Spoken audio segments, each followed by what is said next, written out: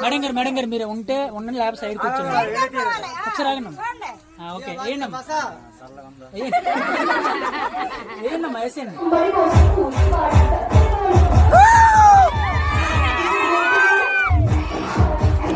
అమ్మా స్పీడ్ వేయాలి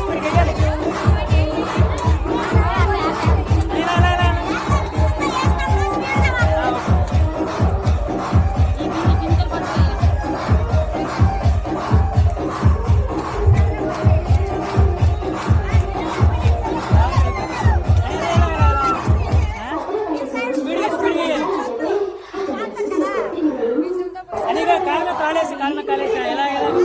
వేసినప్పుడు అనే ఒకసారి అనే ఎక్కువ వేసేది